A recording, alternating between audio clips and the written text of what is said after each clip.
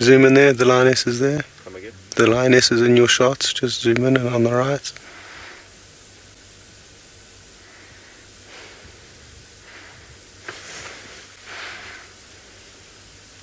Hello everyone and welcome to the Masai Mara in Kenya. It's 5 o'clock in the morning. We've been out all night. There's a lioness with 3 tiny cubs just in front of us. This is Safari Live. Ready, go. Thousands of wildebeest are coming across this river. This is why we came to this area, to tell the story of the migration.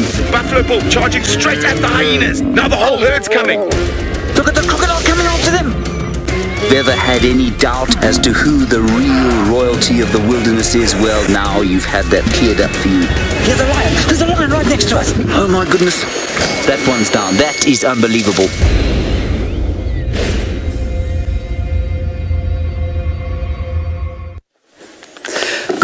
Good morning, and welcome to Safari Live Migration. The journey has just begun.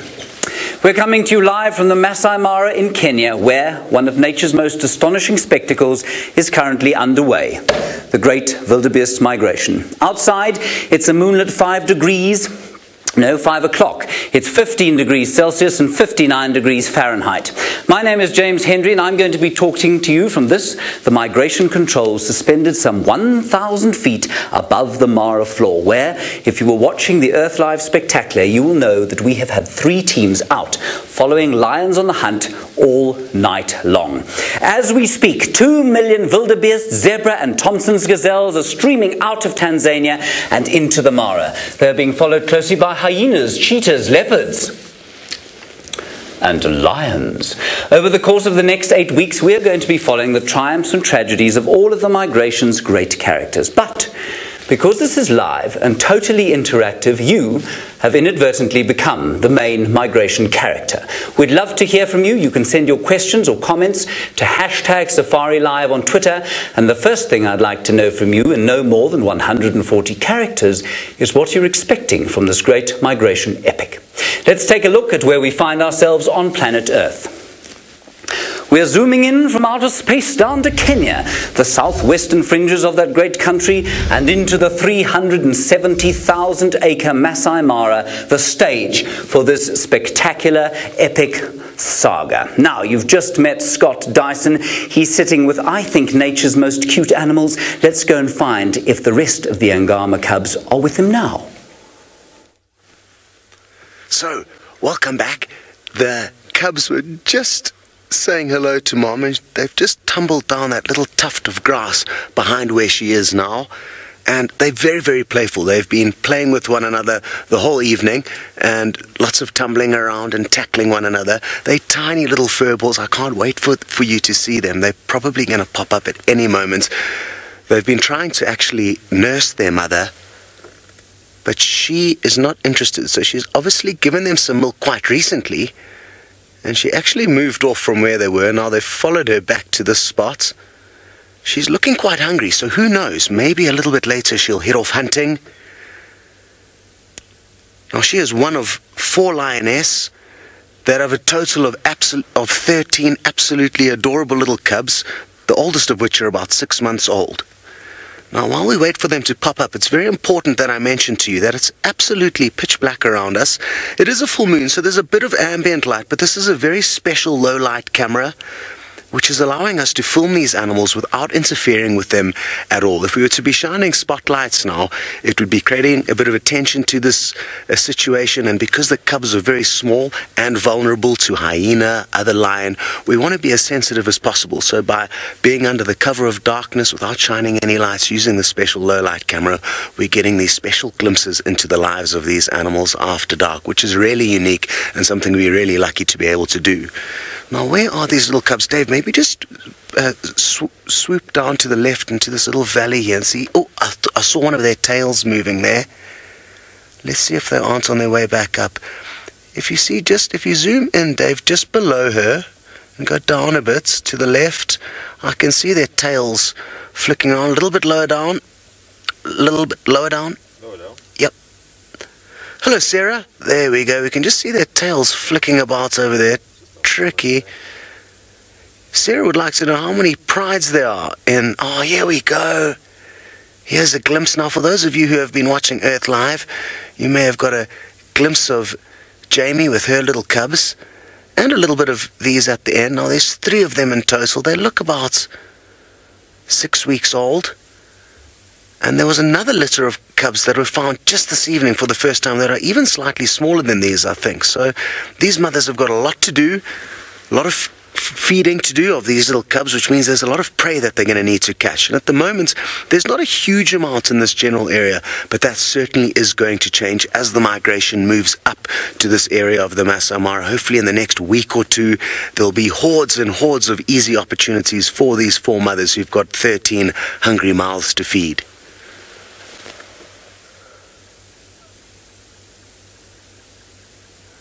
Well, they're full of energy. They've been tucked away probably all day while Mom was out trying to hunt.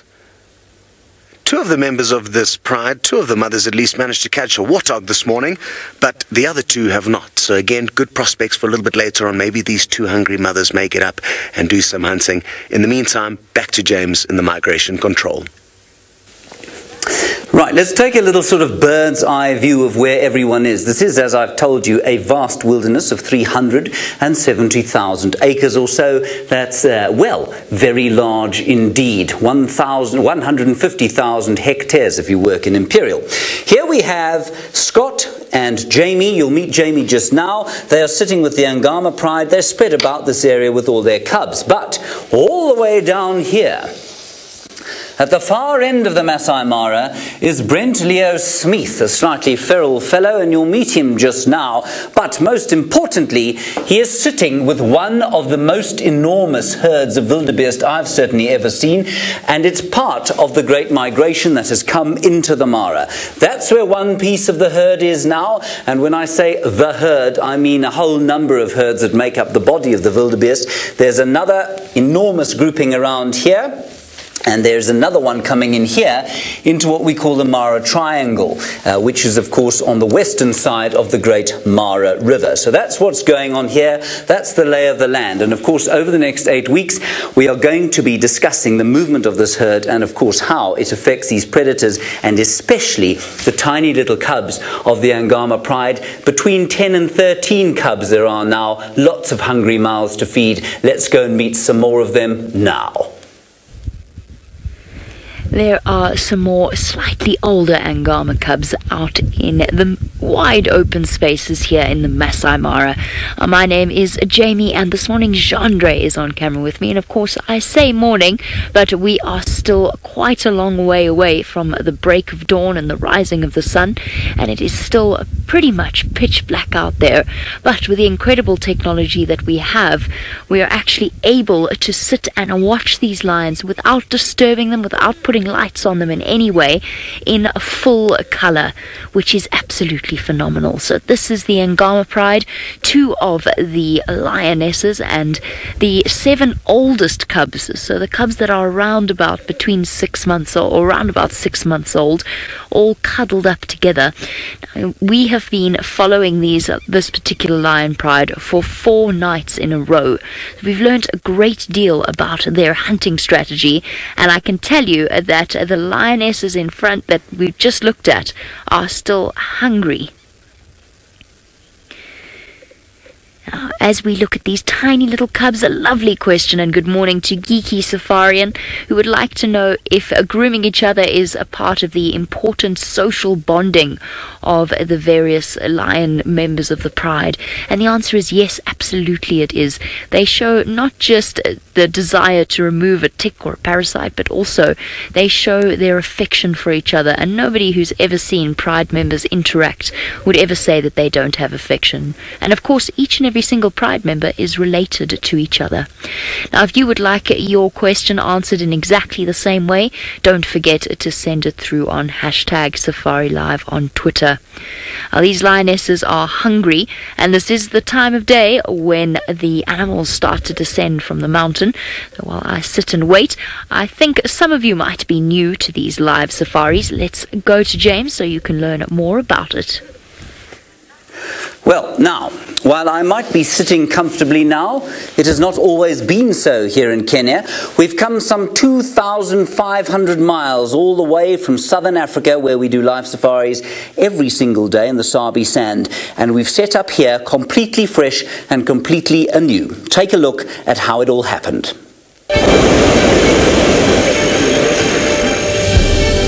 The Mara River, Kenya. A remote landscape where wilderness reigns, and the people who live here are beholden to Mother Nature.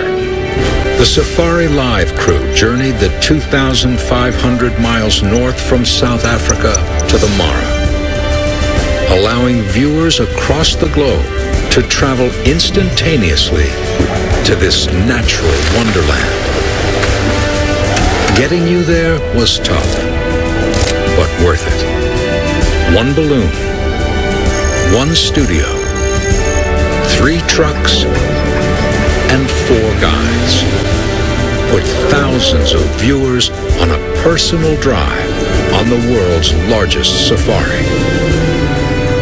Welcome aboard the ride of a lifetime. This is Safari Live.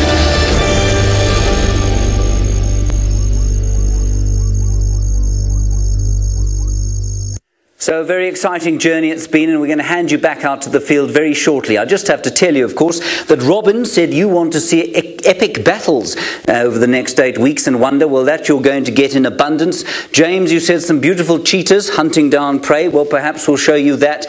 And Phoenix, you said you're watching to learn more about the Great Migration. If you're wondering how on earth those people told us what they want to see, hashtag Safari Live on Twitter is how you can get hold of us. Let us right now go to the far, far eastern side of the Masai Mara with Brent Leo Smith.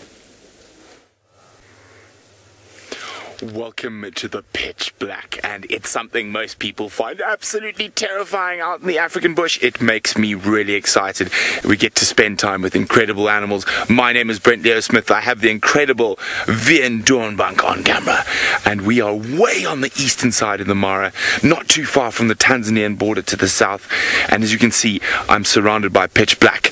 Now, of course, we've got some incredible things called IR lights, infrared, which we can't see, but now as VM changes over, look at that. Directly behind me is a sleeping lion. Oh dear, VM. There are 2 sleeping lions. Now, there's actually about 8 spread out through these little bushes here. We've been with them the whole night, since daylight yesterday. And they've taken us on a wild goose chase. We've lost them twice. They've been in and out of thickets. They've climbed mountains that we couldn't climb, but fortunately they came down. We've watched them attempt to hunt 4 times. They have not succeeded. So what I'm hoping in this early dark morning, and they might get up and get moving. I've seen a few stretches, I've seen a few yawns, all of which are really good signs when it comes to lions getting up on the move. So remember, if you want to send questions, just like Denise is doing right now, you can do that by using the hashtag Safari Live on Twitter. Well, Denise would like to know, would ever any of the lion prides go down to the river to hunt? Most definitely, but they wouldn't leave their territories, Denise. They are quite set in their territories, and these lions are quite far away from the river. How far are we? Probably about, as the crow flies, 15 to 20 kilometers. Now, there are lots of little rivers around here that these lions will hunt around, and this pride, we're not quite sure who they are, but we'll get into this a little bit more later, because Scott has got lions on the move. Now, I'm not sure what she's heard, but she pricked up her ears and got up, and there's something that's caught her attention there. I'm not sure if it's that or if she just wants to get away from those cubs. They are continually harassing her, but she may be wanting to move off. And that'll be great for us, because like I said, she is hungry. I'm just going to reposition the vehicle quickly. There she is. Let me swing back a little bit. So it's always a bit tricky after dark following these animals, so I'm just going to make sure I don't take any chances and I don't lose her. Where's she heading off to? What can you hear? Hello to Roan, who's only 8 years old and joining in on this live safari. It's great to have you with us. You're interested to know how many times will a lion hunt every week? Well, it all depends on how lucky they get, Roan. Sometimes they could catch something big like a buffalo, and depending on how many lions they have to share it with, they could probably eat for about 3-4 days, but if there's only a few of them, it could maybe even last them a whole week. Yet if they catch small things like warthog or impala, they'll need to eat more. So it depends on how big the family is and how lucky they are in terms of catching big or small prey. Good question though, and good to have you with us on safari. Now, speaking of hunting, look at how focused she is. What can she hear? Now, their senses are just so much better than ours. She's definitely looking quite focused. She's going to walk straight past our vehicle. Now, it's not only their hearing that's great, of course their eyesight after dark is really good, as well as their hearing. So she could have not only heard things, but also smelt them or seen them. Whereas for us, it's very difficult to know. I'm going to swing around this way, Dave. Speaking of lion hunting, we've got some great clips that we're going to show you from the migration control room with James, and we're going to try and do our best to catch up with this lioness. Now, what's going on here is really a very special migration story. We have the herds, as I said, moving up to the north. The lions around where Brent is over there are hunting wildebeest, and they're doing so in a kind of, well, shall we say, ad hoc manner. They're not particularly worried about it. There's so much food around them that they're not really making a huge effort. They're not being particularly skilled or patient. Up here, however, where the Agama pride are now sitting, with 13 hungry mouths to feed, things are different. These herds have not reached up here yet. They will, we think, within the next few weeks. It might be a few days, it might be a few weeks, but stick with us for 8 weeks and you'll be able to see when they arrive up here. And because of that, the Agama pride is now hunting zebra. And these zebra are quite wily. They're resident here. They're not part of the herds of zebra that come with the migration as the vanguard of the migration. And they live in the mountains here in the evenings, and then they head down during the day into the valley, and sometimes they're caught in between and these lionesses try to hunt them, and they have failed probably 3 or 4 times. The last, well, I'd say 5 times that we've watched them, they've caught one. But other than that, they've had a pretty rough time of it. With 13 hungry mouths to feed, they cannot wait for the herd to arrive back here. Let's go and find out from Jamie if she thinks they're going to go on the hunt. I do indeed think they're going to go on the hunt, and in fact, James is up at the top of that mountain and we are sitting at the base of it, so perhaps there's even a chance he might see it from his lofty perch. Though these lionesses are hungry, and what we have noticed, because of course there is a resident herd of zebra that doesn't go and migrate, they stay here all year round, and every single night, and remember we've been out with these lions pretty much every single night, the zebra have gone up into the mountain, and then as dawn breaks they start to come back down into the open plains, and I'm pretty sure that is why these lionesses are here, because yesterday they caught a warthog, but it wasn't a particularly big meal, and whilst 2 of the 4 lionesses I think kind of got the lion's share, those growing cubs are still particularly hungry, and they're at that sort of 6-month stage, which is where they go through an extraordinary growth spurt. Plus it's been cold, it's chilly, it's actually freezing here this morning.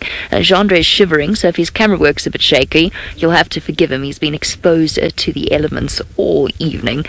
But the cubs are going to be cold, which in turn uses up more energy, and they're definitely going to be hungry. What that means, of course, for all of you is that you absolutely shouldn't go anywhere. We are going to be taking a short break, but remember, this is live from Kenya, and absolutely anything can happen. So stay tuned, because that lioness is just about to get up.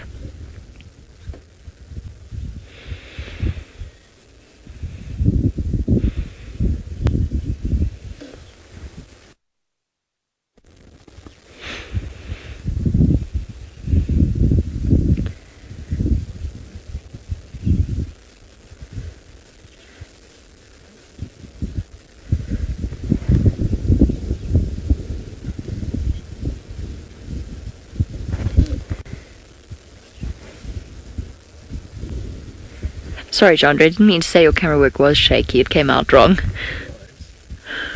I was trying to get them into the feel of the morning.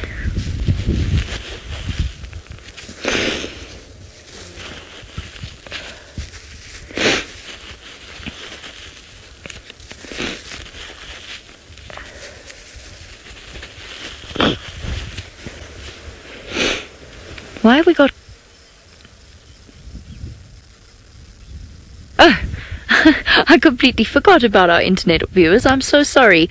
I completely forgot. I'm busy talking about how I threw Jean-Andre under the bus, which I really didn't mean to do. So I do apologize to all of you. I completely forgot about our internet show. I was trying to work out who was driving along behind us. So we've been out with the Angamas for the last 4 nights in a row. Hey, sweet things.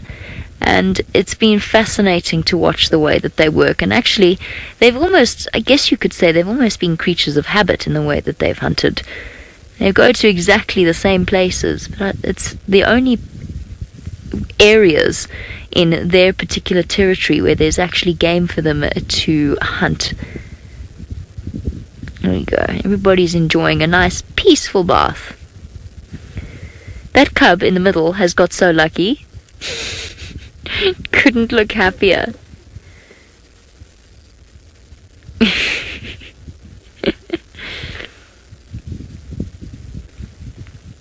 I promise you, I can barely even see the lions. I can see white dots of their bellies at this point. So what you're seeing is actually really, truly astounding.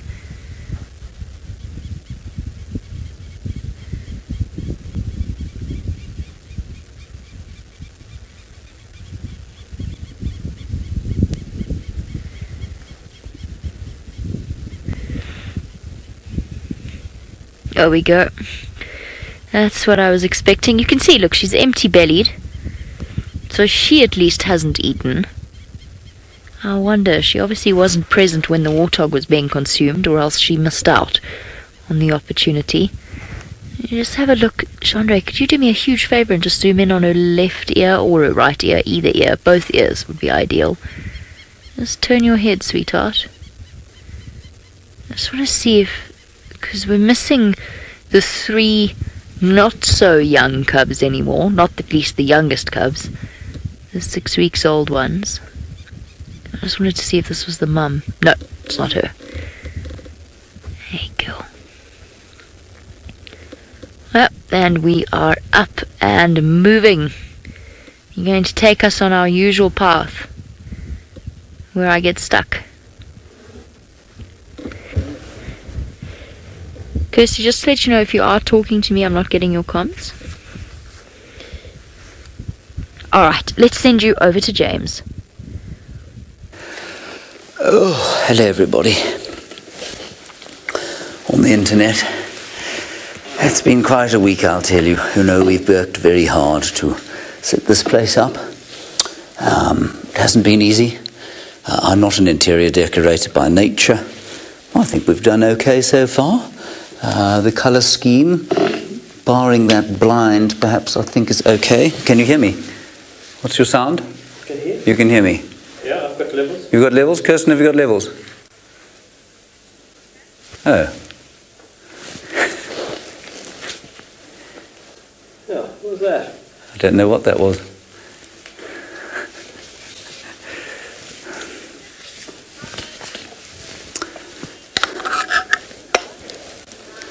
Welcome back to your very own live migration safari. Hashtag Safari Live is how you must get hold of us. Send us your questions and comments. We'd love to hear from you. That is hashtag Safari Live on Twitter. Now, you've seen those lions getting up and going off on the hunt. It's not always easy for them, and the life of the lion in the Masai Mara, well, sometimes it's paradise, sometimes it's pain. Have a look at this. Lions are the apex predators of the Masai Mara, perfectly adapted to this ancient wilderness. They slink through tall grass, but prime lion territory like the Mara comes at a price. The injuries on Scar have made him one of the most famous lions in the world. He and his coalition lay claim to the northern reaches of this wild expanse.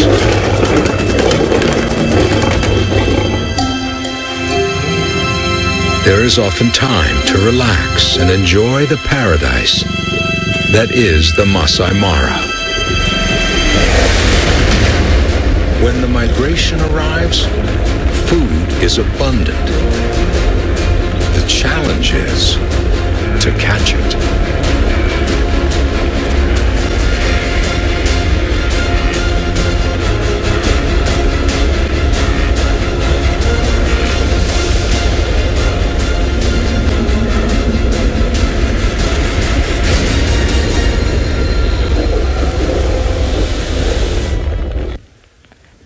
Back live with our amazing Agama pride, and of course that scene that you saw a bit earlier with the lion hunting the wildebeest, that was one of the Agama lionesses that Gendre filmed actually.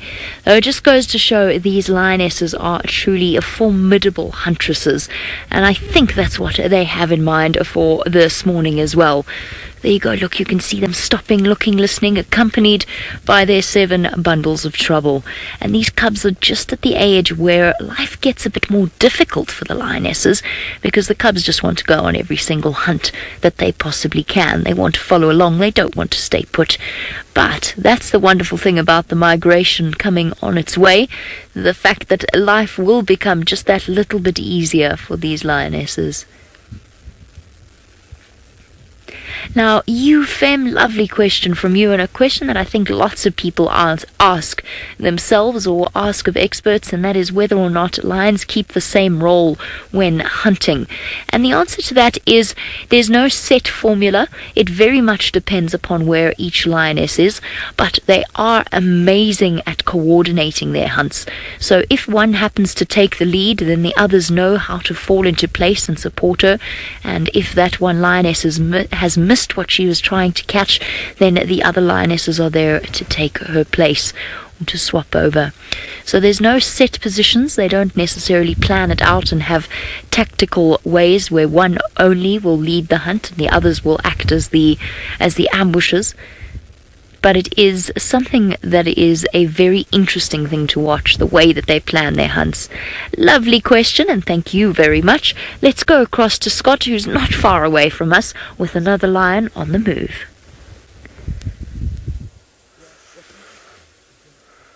Well, what's interesting is that this lioness seems to be heading straight towards Jamie and the rest of the Agama pride.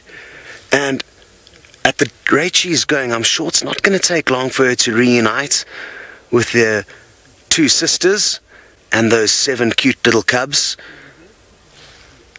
Now, it's going to be very tricky for us to follow her through this long grass. She's quite far away from us now.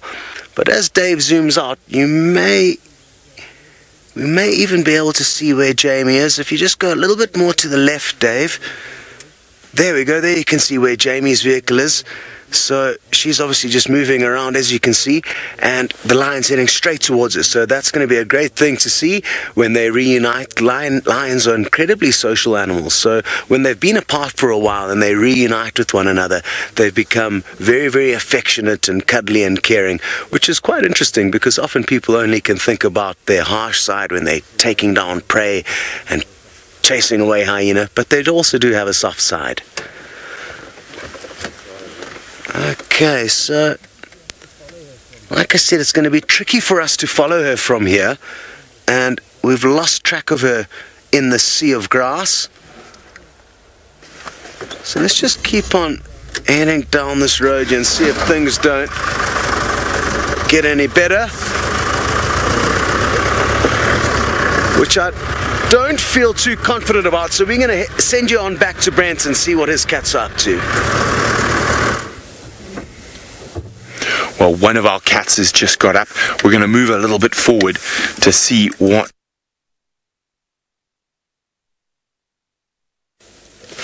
Hello everybody, sorry about that. There are of course some technical difficulties with broadcasting in high definition out of a 370,000 acre wilderness. Now that piece that I'm talking about there, 370,000 acres, is just up top here.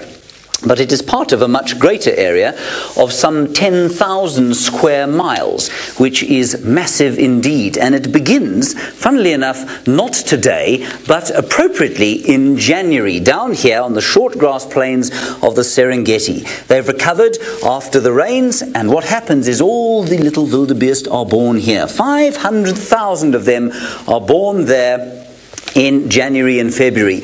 And that's very sweet, but not quite as sweet as when you think about the fact that when they get back here, only 250,000 of them will have survived. The rest will have been eaten or fallen by the wayside.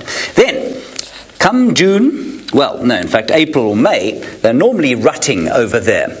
And what that means, of course, is that the males are setting up little territories, and while the males are setting up their little territories, they're fighting over the females, and, well, if they're very lucky, they'll be able to mate. Then they come up here, and it is here that we have begun our story. That giant herd of some 2 million animals has now split into 3. And they're moving up in 3 areas into the Masai Mara, onto the oatgrass plains, which will nourish them before their trip back down to the south. All in all, it's not actually an enormous distance. It's probably only about 200 miles that they travel in straight lines, but of course they go to and from all the time, so it's probably about double that they do all the way up. So call it round about 800-mile trip.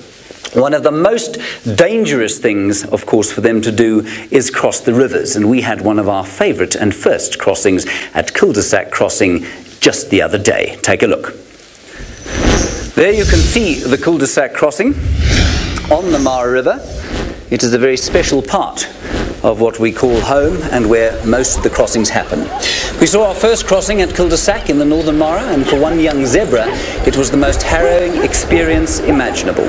The massive crocodiles of this region of the river converged on their first migration meal. At one stage, just 100 feet from the bank, it looked like the helpless young yearling might escape. But it was not to be.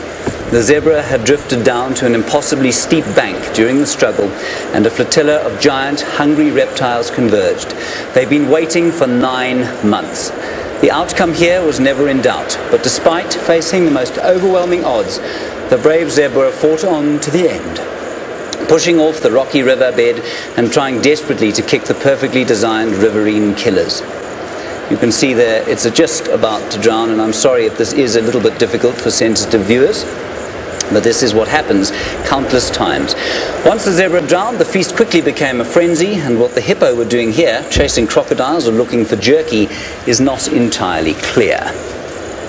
So what a spectacular sighting that was. We're about to see the rest of the herd arrive at the Mara River, and they too are going to have to run the gauntlet of those spectacularly large reptiles, everyone's favourite natural villain. Let's head straight back to Jamie now. Now, from the sinister nature of the crocodiles lurking in the Mara River, let's move on to something slightly more light-hearted, because Scott's lioness has joined the rest of the pride, and they are having so much fun with their cubs. Just watch this. You can actually hear the thudding of their footsteps, and these lionesses are just playing with each other. It takes us back to the question that we had earlier about playful grooming and the bonding between them. It is amazing to watch, and it does bring us to Jeff's question as well, when Jeff is wondering what is the social ranking. Oh, sorry, Jess, you were wondering about the social ranking within prides. There actually isn't really a social ranking, which is what's so fascinating, as the only social or truly that cover's incredible. As the only truly social cat, I mean, they're all pretty much equally ranked, although sometimes the older lionesses with more experience will often take the lead. But there's no huge ranking within lion, or no permanent ranking system. Look at these cubs. They are so happy to see the lionesses. And remember, every single time these lionesses have to go out hunting, they have to leave these cubs in a place that is filled with hyenas and other potential threats. And every time they leave them, they never know if those cubs are still going to be there when they get back. So I imagine in my own mind that each and every single time the lionesses come back, they must be hugely relieved to find their family intact still. What a special thing that is. Now, if you would like your question answered, or perhaps you have some thoughts on these special cats, send them through on hashtag Safari Live on Twitter. This is just too stunning for words, and the light that you're seeing, by the way, illuminating the lions, is the light of the moon, which is gorgeous. But they are getting away from us, and they're going towards the forest, so let us go and catch up with them. Hold on. I have become very familiar with traversing this area off-road, and Wayne, oh goodness, hold on everybody, it's a bit bumpy. You want to know if lions hunt more during the day or at night. To be honest with you, these lionesses hunt constantly until they get what they need, and what that means is that if they don't succeed during the night, they will carry on during the day. Mostly though, as a general rule, lions will be more active at night, so they will hunt more at night. Oh, this is going to be our lions disappearing, I think, for the morning. I hope not, though. Let's hope they stick around. But Brent has also got the biggest cat in Africa. Well, we do. Now, we've got one of the biggest prides in the Mara as well. Now, you're going to have to forgive some of my pronunciation here. It is the Olai pride, all known as the Tupac pride, which is both Masai words. Alai Muntiak is the name of a village further to the east of us, and also an entrance gate into the Masai Mara. Oh, this is looking very promising, these stretches. And her head goes flat. Now, Tupa, which is their nickname, means the really good or really great pride. A really big pride, over 20 individuals. So lots of mouths to feed, and I'm really hoping, well, not hoping, I know, that there's a male lion, I'd say less than a kilometre from us now. I've just heard him roaring just seconds before you came to us.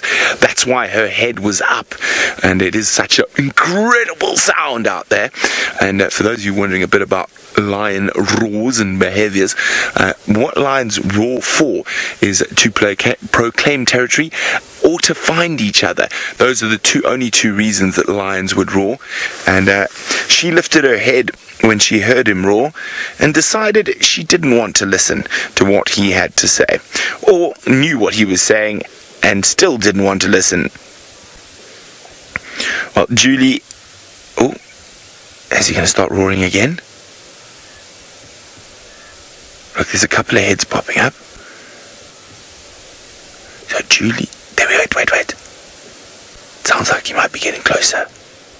VM, can you hear that on ambient?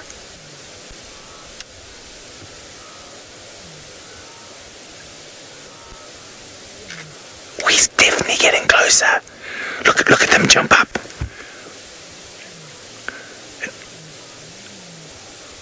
Now, it sounds like at least two males roaring. You might not be able to hear it. They're directly behind us. Can see how the females have reacted. Now it's going to be interesting to see if they roar back. Sometimes, even though there might be a coalition of males, which Judy has asked about, but I don't have enough time to talk about how many there are in the Mara. There are lots and lots, but we're going to see if we can find one of these coalitions. It seems like the ladies aren't interested in hearing them, because they might steal all the food, because big male lions are greedy gutsers who takes the lion's share. And you never know, they might find these girls by smell, but I think I'm going to go try find those boys by sound. And you're going to have to come back straight after this short break to see if I have any success.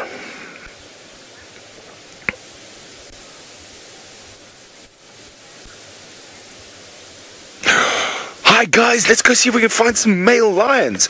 Yes, we're going to go see if we can find your cohorts. Okay. While I do that, let's go back to Jamie, who's a far 50 plus kilometers away from where we are. Very, very far away indeed, in a sort of, I think, let me think about it. Well, I'm essentially in a northerly direction, and this is going to be our last view, I think, of the Agama Pride for a little while, as they dash their way underneath the hill that is home to the Agama Lodge and the Agama Pride. and hence the name.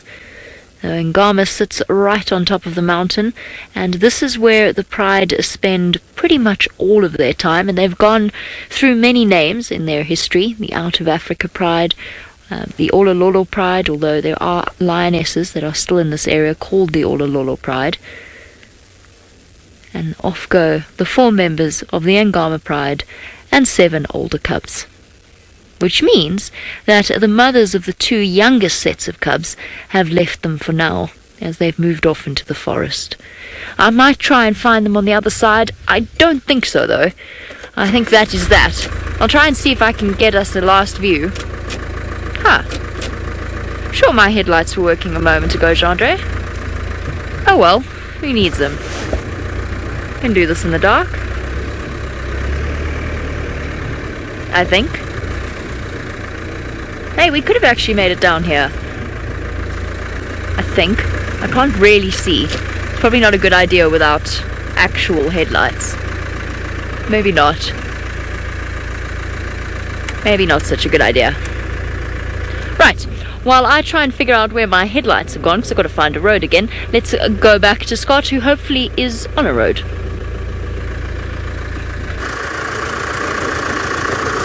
Well, I'm glad at least you did get to see the Agama Pride playing around with that lioness that just joined them.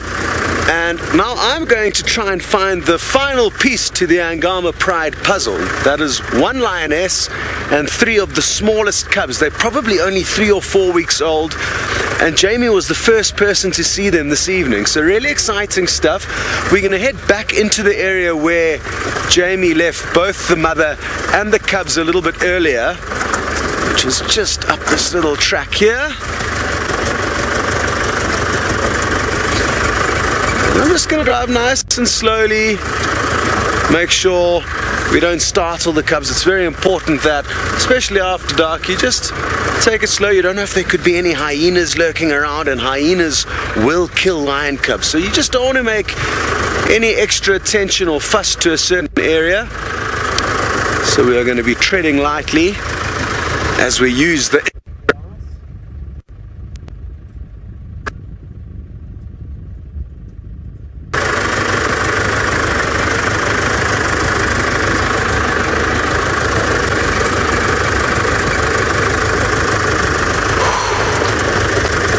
Well, the lions are doing a good job dodging us this evening. We lost 3 lioness at about 2 o'clock this morning that were Jamie and I followed for about 3 kilometers. They were seriously on the move, and now Jamie's just lost the Agamas, but she knows this little neck of the woods. She's been spending a lot of time with this pride of lion there, so hopefully her knowledge of this area will help. I'm just trying to find a GPS coordinate that Jamie used to markate where that den was, and it's probably around 500 meters, 600 meters away. But we could bump into Mom along the way, so we'll just take it nice and slow. She could be anywhere in this long grass.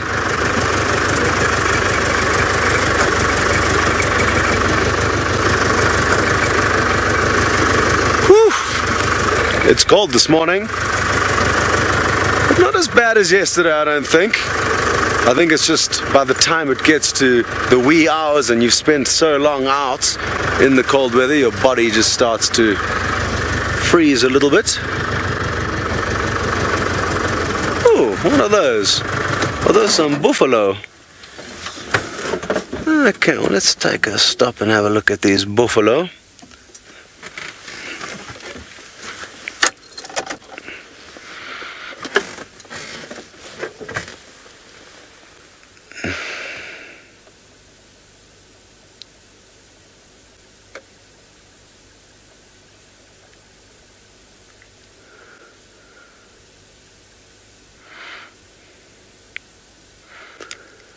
So we have some Cape buffalo here, and we're not too far away from where Jamie left a lioness and 3 cubs, the only missing part of the Agama Pride puzzle in terms of you guys meeting them tonight.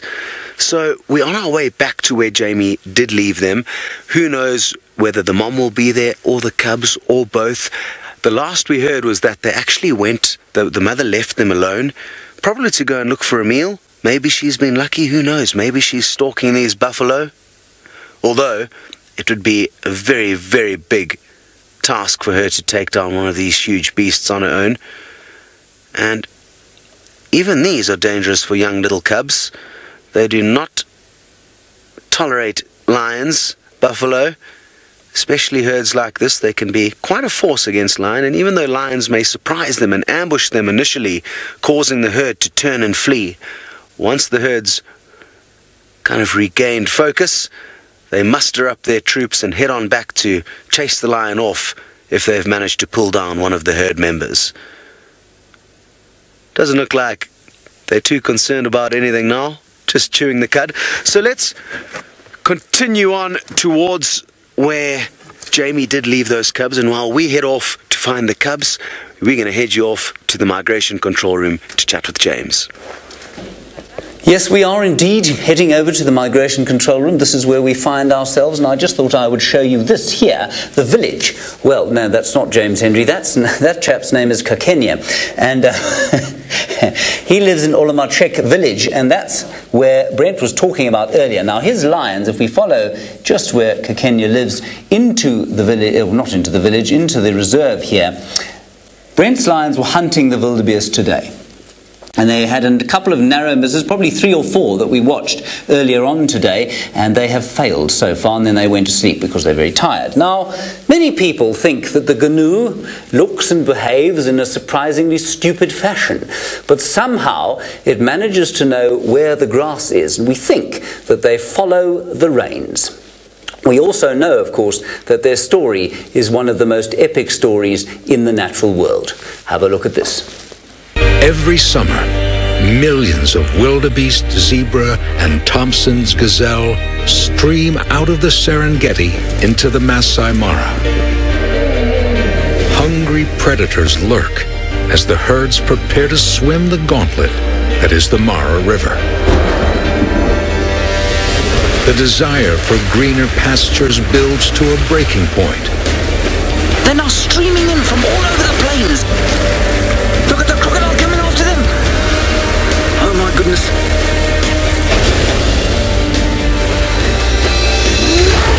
That one's down. That is unbelievable. They're just terrified, poor things. Well done, clever little thing. Make a noise. Your mum will come and get you. But back on dry land lies more danger. Here's a lion. There's a lion right next to us. Predators await exhausted travelers. Here we go. Look at this. She's got it. As darkness falls, the herds gather for safety. Because the night belongs to predators. She looks like she's flanking left. They've killed the little zebra. Look at those hyenas coming in. We're witnessing one of the most ancient battles there is in nature. Hyenas versus lions. Now, Kobe, you're just 15 years old, a budding young naturalist, and you want to know what percentage of the wildebeest make it on their route. How many of them make it back to the south? Well, probably only about 50% of the youngsters that are born. And then, of course, a number of them must die as adults on the way. And what's interesting, Kobe, is that something like 60% of the death that happens on that migration route happens entirely without the effect of predators. So it's disease or injury or old age or what we call natural causes. So that's quite interesting. There's a huge amount of flesh out there rotting in the sun, being used by scavengers like the hyenas you've just seen on that roll-in, and also, of course, by the vultures, hundreds and hundreds of vultures. Now, we are going to be following this story over the next 8 weeks. We've got the zebra in front. They are the vanguard of the herd, then the wildebeest, then, of course, the Thompson's gazelles. And we are going to be doing this at 11 o'clock Eastern Time on Friday night, every week. Okay, so for the next 7 weeks, 11 p.m. Eastern Time on Nat Geo Wild is how you can see us. If you don't happen to live in the United States, well, then you can watch us on the internet, and all you need to do is Google Safari Live. Let's head straight back down onto the Mara floor with the spectacular lions of the Agama Pride. The lions of the Agama Pride have disappeared, but this is their home, and this is what they've been after over the last 4 days. A herd of zebra that are the permanent residents of this particular spot, but I think they know somehow, instinctively, that there are another couple of 100,000 zebra on their way in this direction. And what an extraordinary experience these TV shows are going to be over the coming weeks. We get to experience the migration alongside with you and with the lions like the Agama Pride. And I mean, I've spent most of my time getting to know them. And the lions like the Agama Pride, we can actually watch them experience it. And for the cubs, we can actually see them experience it for the very, very first time and watch the way that things change. For now, though, the herd is not yet here, and the Agama lions have to focus on hunting the zebra that live around the slope. And I actually think that those lionesses have gone off to stash the older cubs and to leave them somewhere safe and secure away from hyenas before they try one last time before the break of dawn and they lose the advantage of the darkness. And I know it's hard to believe that it is dark, but I promise you, when I look up, I can't even really see the zebra. And Nina, there's a very good question, because I've been pondering about how the zebra know that the migration is on its way. And Nina would like to know if the permanent residents ever change their mind about being permanent residents and actually join the migration. And Nina, I think that you'll find that actually regularly happens, because of course once the migration arrives and the permanent members mingle with the different herds, because remember it's several different herds, that they might decide to join up. A female might have been taken into a male's harem. So yes, I think that is something that is quite fluid. I wonder if the permanent zebra look upon the migratory zebra with great awe and wonder. Or perhaps they look down upon them. They consider themselves superior because they don't have to go jumping through the Mara River. I don't know. But it will be fascinating to watch this whole thing play out right in front of our eyes. The zebra look pretty peaceful at the moment. There across in the distance, past or towards those twinkling lights, is the Great Mara River, and that is where in the next few weeks hundreds of thousands of zebra first and then wildebeest will come streaming across in this direction. And I think these little zebra can be thankful that they don't have to do that. And all of it, of course, based around the flourishing of the various grasses. Well, it's not just the various grasses. In fact, it's mostly this one grass here, and it is called red oatgrass, Thamida triandra, for those of you who speak Latin, which I imagine are probably none of you.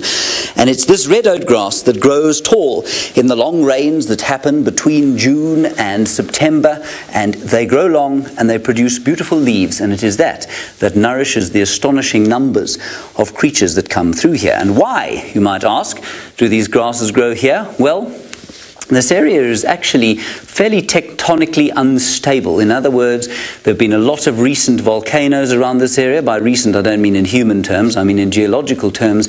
And that means that the soil is tremendously rich. It's covered in ash, which of course is filled with nutrients from the bowels of the earth, if you like. And they have nourished these plains for millennia. And that is why there are so many magnificent animals in amongst the red oatgrass plains, which I think is rather spectacular. Now, I believe that Scott Dyson has decided that far be it from him to be an observer of the migration, he has decided to take part.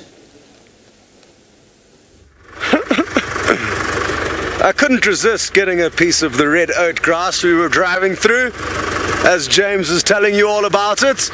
And there's a whole bunch of different grasses actually that we're driving through, but most of it is red oat grass. Sadly, the lioness and 3 tiny little cubs were nowhere to be seen where Jamie left them earlier today. So we're going to just continue up along this road. They may not be too far away. They may have just moved slightly. They're not using a den site at the moment. They kind of just get hidden in thickets, I think. I mean, they were only seen for the first time today, so we don't actually know too much about them. But I'm guessing the mother moves them from place to place, thicket to thicket.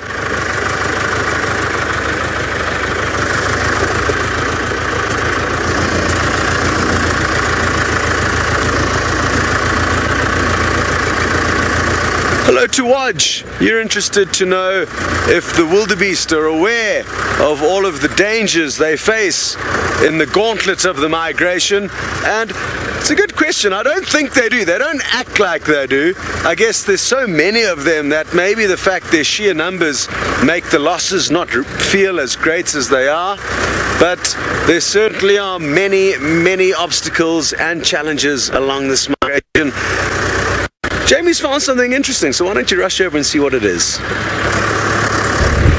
I have indeed, and it's about to disappear. Hopefully we can catch up with it before the end of your safari. So let's just race forward, because of course we've talked about the effect of the migration on the amazing lions, but there's more than lions out here that will take advantage of the migration.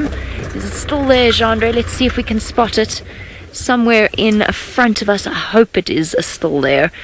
Let's glance off into the distance, because of course, as dear, I think it's vanished. Oh, there it is, Gendre. There we go. Just needed a spotlight to spot it.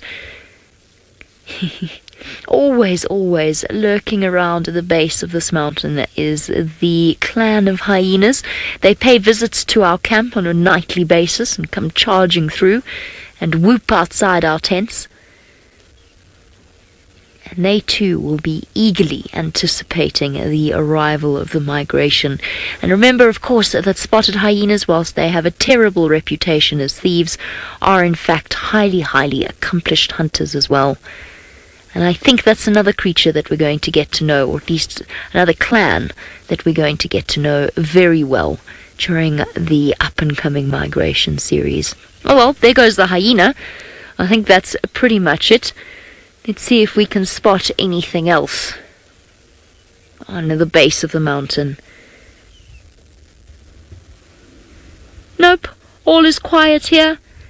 No wildebeest streaming across the plain. The same, of course, cannot be said for Brent.